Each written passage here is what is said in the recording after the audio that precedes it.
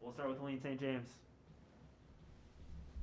Hey Jeff, uh, we've talked a lot about teams learning how to win that process. What steps do you think your team has taken towards that this season, especially last time you met Washington and the Oilers game? I mean, I think there's a couple things that happen. One is as we've talked about a little bit here. I think we've infused some talent, so that gives you chances to make plays that can get you back in games. And so that's not necessarily a learning process as much as either our talent's grown and matured, or we've infused some, and in a game like the last time we played Washington, or coming back against Florida, you stay in the game longer. I think there's a maturity level to not when you get down by a couple goals to not play loose. Understanding there's still lots of time and you got to keep playing the right way.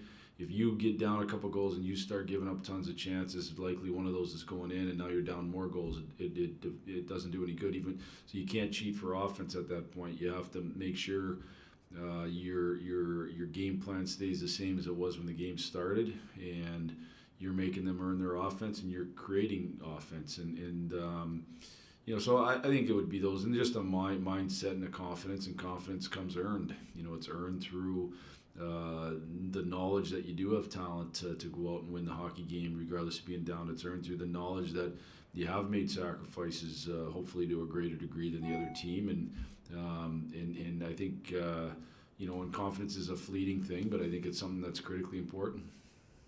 Is it tough from the standpoint that I don't know how much of that can be taught? It really, in on board or a video screen, you really have to go through it to learn it. Yeah, 100%. Yeah, I think even our go-to guys on our hockey team are a lot of them young, or I guess in the world of the NHL, middle aged at best, and so it's a learning process, and I think we've gone through some different things here over the last couple of years, and I think some of the guys that have been around here have learned from that, and I think as we go through this season, we're continuing to learn. I thought we did a better job last night than we did the previous game, even though they scored early in the third, of kind of doing some things a better job than we did against Vegas, and certainly better than we did against Tampa late first in the year. So we just got to keep growing and getting better. And Leslie, is there anybody who played last night who you anticipate will not be available tomorrow? I don't have that answer right now. We had a few guys out with maintenance days, so we'll see where they're at tomorrow. Thank you. Yep. Next, go to Ansar Khan. Yeah, Jeff, you played some of your better games against some of the top teams in the league, Florida, Washington, Edmonton, for most of the game, Tampa. How much does that do, especially for a fairly young team's confidence?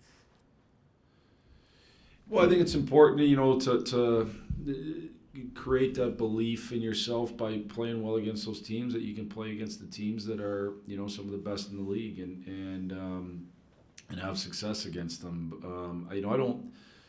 We take every game as a game. Every game in this league is hard.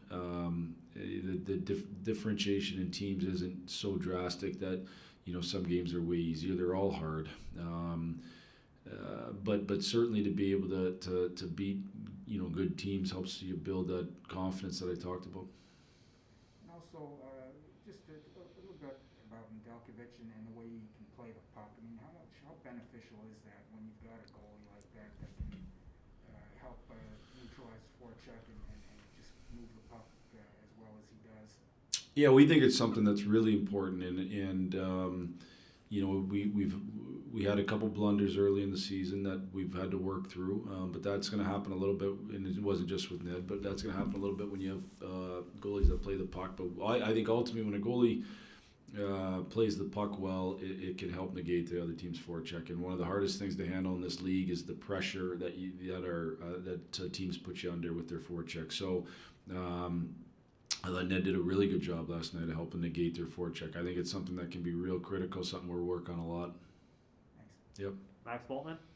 Hey Jeff, you were talking the other day about kind of the BK being like a lane penalty kill, and I was wondering when your power play goes against that in practice every day, like is that affect, do you think, how well the power play handles like heavy pressure on them? It's a good question, and you know, one of the harder things to do in this league is to work on your power play and penalty kill. It because, you know, like if you're in college, you have a week to prepare, and you can do what we would have called a mock penalty kill, and almost penalty kill like the team you're playing. But you can't really do that in the NHL with it because you're instilling opposite habits at that point. You don't have enough time to get your habits straight then. So, you know, it is different. You know, I've talked to Alex about it a little bit. He thinks he thinks it's fine. You know, but we also think it's important to introduce some pressure situations. So it's something we've tried to do lately is, you know, have the power play penalty go a little bit, blow a whistle, throw a puck in a spot where, you know, where now it's a loose puck. So one, we can pressure more with our PK, and two, our power play can handle the pressure. But it is something that we're cognizant of, and it is something that you have to be aware of. And then any update on Stetcher out of his specialist visit? He's getting a second opinion.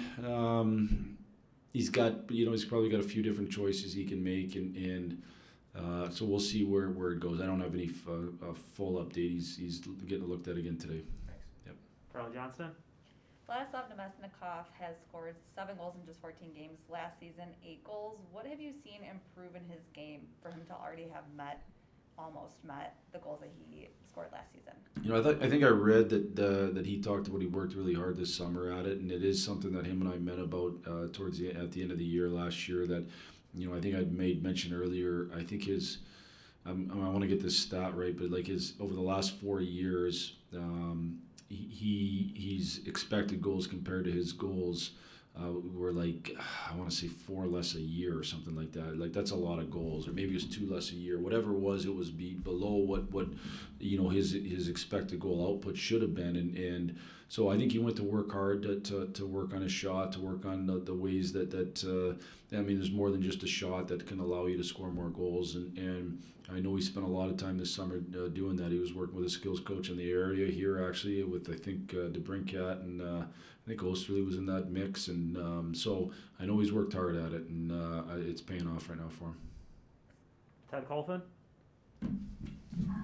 Along those lines too, Jeff, I mean, I remember over the weekend you said you guys can't be a one-line team. I mean, and since then we've seen people contribute, you know, secondary scoring, whatever you want to call it. How important is that going to be down the line? And you must feel pretty confident that you guys can produce offense throughout the lineup, I guess. Well, you get a chance to prove yourself every game in this league. So, you know, what's been done, we're got a chance tomorrow night to prove it again. Like, that's just the relentless nature of the league. So, yeah, I think we do have guys up and down the lineup in different ways that can score. I think one of the things that we've done a better job of here in the last couple of games is shooting with presence in front of the net, with opportunities to tip pucks and score rebound goals. And to me, that's the easiest way and the hardest way, I guess, all in one, to find your way to more goals and to score up. And anybody can do that. You know, some guys are better at tipping pucks than others, but anybody can find their way to that area. You just got to be willing to do it. And you got to be willing. Yeah, you guys weren't doing that during that losing streak, were you? I kind of remember you. You know, not to the degree. Certainly, I don't think we've done it enough. You know, and I think it's something we've done better the last few games for sure. Part of that is I think our D have done a better job shooting pucks. I actually thought we got away from it in the second period there last game. I thought we, you know, especially in the shift where they scored at the end of the second there, I actually thought we had opportunities to shoot pucks that we didn't. But we've scored a number of tip rebound goals. I mean, on that play that Vladdy scored his second goal, you know, it's a great pass out to the top by Ernie with the one hand, but then it's a tip by Rass. You know, I think Hronik does a good job getting the puck in, tip by Rass, and a rebound goal, and that's the way I think we can make sure that our scoring is consistent, and that's the way an individual player can make sure his scoring is consistent. You know, year in and year out, you're going to have years where you shoot really hot and years where you don't, and the one way you can stay consistent is to score dirty. The Suter line, I mean, they've had their moments, but if they could consistently get on the score, at least somewhat consistently get on the score sheet, how big would that be for you guys to have like two threats basically like that, two lines that could be really impactful that way. Yeah, I think it's. I mean, I'd love to have four impactful lines in their own way, and certainly they're a line that has offensive ability, and they've created a lot of chances here. And I mean, they had some real chances last night. I thought, I think Suter's played excellent here the last couple of games. I think so has Z and Fabs. So they're a line that we think can be a line that can create lots, I think they're starting to really develop chemistry. As obviously we went through a stretch there where the lines got mixed up a little bit. Now we're on a stretch where I'm hoping we can keep lines together and they can get some chemistry going. Thanks for this, Jeff. Sorry to cut you in. I think it froze there for a second. That's the problem with Zoom. Last question, Mike Morreale. Good afternoon, Blash. Good afternoon. Going off the board a bit here, but knowing the relationship you have with Isles defenseman Andy Green as a player you worked with in college, I was just hoping to get your thoughts on Andy being 2 games from 1,000 in the NHL, and if you ever thought that a possibility when you coached him at Miami. It's a good question. Andy's one of my, a good friend of mine actually. We've known each other a long time. I get a chance to see him in the summer in Traverse City at different points. He's an awesome person, awesome family. He's been a really, really good player for a long time in the NHL. Really good player and probably really underrated, to be honest with you. He's not super flashy, but if you go back and look at his impact on games for a long, long, long time, including this year and last year in the playoffs, he's had real positive impacts. He was an instant, really good player in college hockey for us at Miami. He made our program way better in a hurry and probably had his biggest significant impact in that program going from good to great during that stretch as anybody, because he was one of the best players in the country without a shadow of a doubt. But you'd go to practice and you wouldn't know it in 2 ways. You wouldn't know it because he's not a big ego guy at all, and you wouldn't know it because he was one of the hardest working guys on the ice. It wasn't like he felt he was entitled to just go out and have success. And when you have your best player that works that hard, that's selfless, that isn't a big ego guy, you got a chance to build something special. And we did there at Miami, and we did in large part because of a huge part because of Andy Green. Did I think he'd get to 1,000 games? I would say that I would never have bet against him.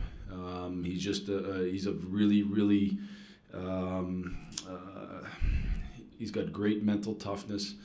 Things don't bother him, and so those are the type of people that find a way to persevere and excel. And it doesn't surprise me. He's got a great family. I'm really, really excited for him. He's had a heck of a career, and I think he's still a real good player in the league. Appreciate that, Blash. Thanks. Yep. All right, that's all for us today. Thanks everyone for joining us. Thanks, Coach. Recording stopped.